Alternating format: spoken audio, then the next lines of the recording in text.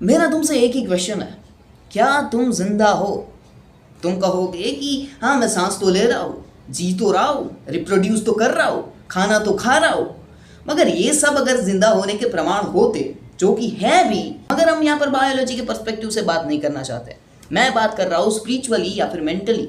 क्या तुम मेंटली या फिर स्पिरिचुअली जिंदा हो? स्पिरिचुअल टर्म को भी हम दूर कर देते हैं।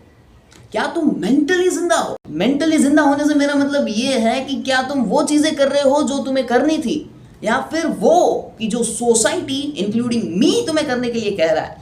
देखो, मैं तुम्हें यहाँ पर मोटिवेट करने नहीं आया हूँ कि या तुम ये कर सकते हो, वो कर सकते हो, तुम जिंदा हो, तुम मरे नहीं हो।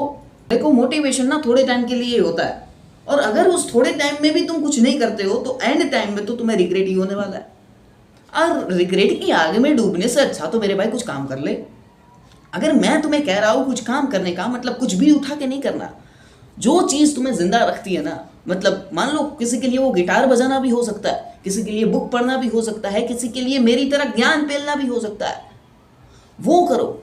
उन लोगों के साथ बैठो जो तुम्हें एक्चुअली में अलाइव फील करवाते हैं, एक्चुअली में तुम्हें जिंदा होने का प्रमाण देते हैं तुम्हारे दिमाग को।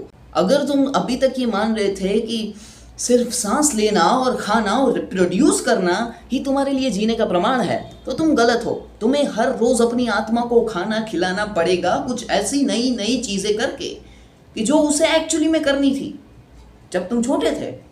जाओ अपने पास्ट में, ढूंढो कि मुझे क्या करना था, और उस एक चीज को लेके बैठ जाओ जिसमें तुम्हें एंडलेस मजा आता हो, चाहे तुम्हें रिजल्ट की कोई परवाह हो या ना हो। बस करते रहो, जैसे कि मैं कर रहा हूँ। यहाँ पर मुझे ज्ञान फैलने की बहुत बड़ी आदत है। मैं जहाँ पर भी जाता हूँ मैं ज्ञान फैलते रहता हूँ। तो हाँ, सिर्फ सांस मत लो यार, अपने लिए कुछ करो, अपनी आत्मा के लिए करो, अपने दिमाग के लिए करो। मन को, तन को, शरीर को, आत्मा को मजबूत बनाओ। जिंदा होने का प्रमाण यही है।